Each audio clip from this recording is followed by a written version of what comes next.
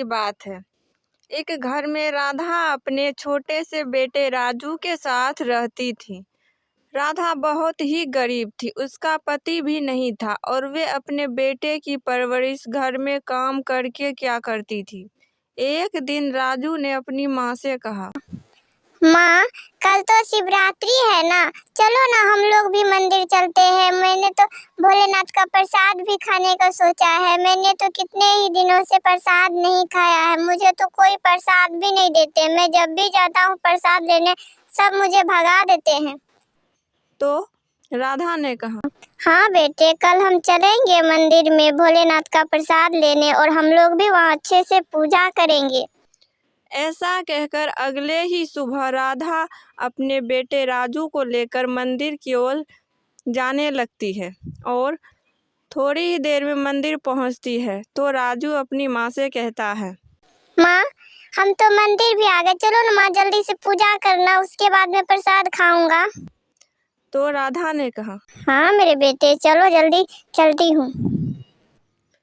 जैसे ही वे दोनों मंदिर जाते हैं वहीं पर उस मंदिर के देखरेख करने के लिए पुजारी और उसी गांव का एक घमंडी सेठ था। तो सेठ ने कहा, तुम अभी मंदिर क्यों आई हो? मंदिर की साफ सफाई मैंने क्या तुम्हारे ही लिए करवाई है? यह मेरे परिवार का आने का समय है और तुम इतनी छोटी नीच जाति के हो के इस मंदिर में आई हो। तुम्हें शर्म नहीं आती है? यह मंदिर हमारे लिए है, हम जैसे बड़े बड़े आदमियों के लिए है। क्या ये मंदिर तुम्हारे लिए है?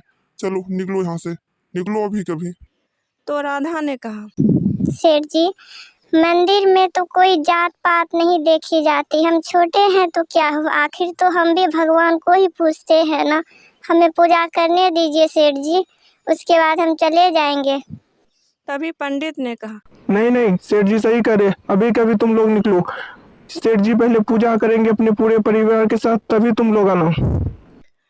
उन दोनों की बात सुनकर राधा निराश होकर वहां से चले आती है और घर आने पर राजू कहता है, माँ, क्या हम लोग इतने गरीब हैं और इतने नीच जाति के हैं कि हमें मंदिर तक नहीं जाने देते हैं? क्यों माँ, हम लोग गरीब हैं तो क्या हमें मंदिर में पूजा करने का भी हक नहीं है? क्या बड़े आदमी को ही सिर्फ पूजा करने का हक होता है?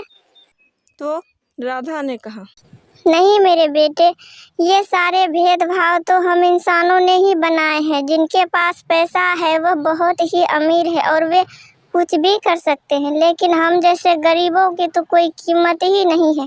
तुम चिंता मत करो मेरे बेटे, चलो सो जाओ।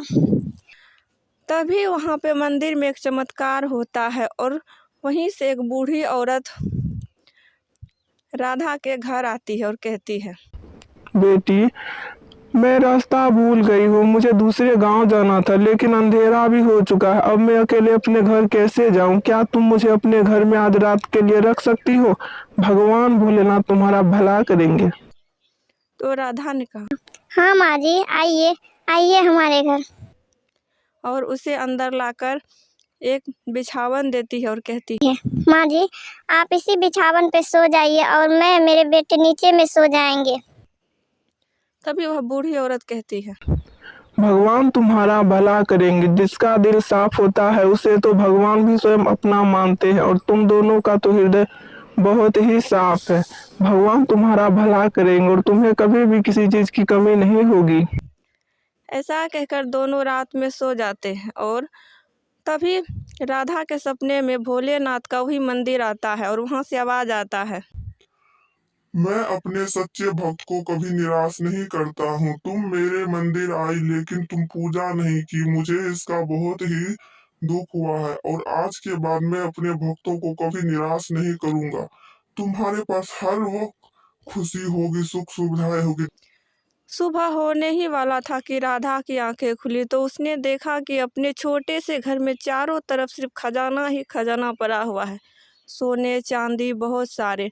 उसने चारों तरफ देखा और तभी अपने घुटनों पर बैठ के भगवान से कहा, हे भगवान, आपने तो मेरी पूरी जिंदगी भर की भक्ति का परिणाम यह फल दे दिया है।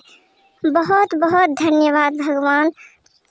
भगवान सिर्फ अमीरों की नहीं बल्कि गरीबों की भी पुकार सुनते हैं। दिल से जो उनकी पूजा करते हैं वह उनकी मनोकामना पूरी करती है। यह आपने आज साबित कर दिया। आपका बहुत बहुत धन्यवाद।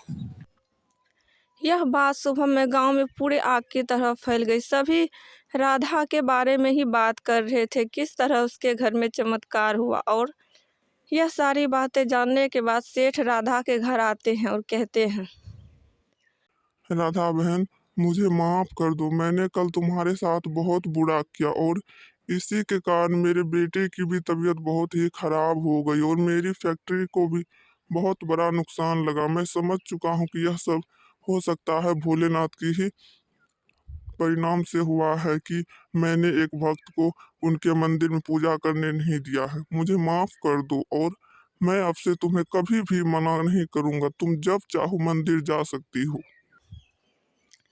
उसके बाद राधा और राजू दोनों मंदिर जाते हैं और भोलेनाथ से कहते हैं, हे भगवान, आपने इस शिवरात्रि में हम लोगों की सारी मुसीबतें को खत्म कर दिया है और हम इतनी सारी खुशियाँ दे दी हैं।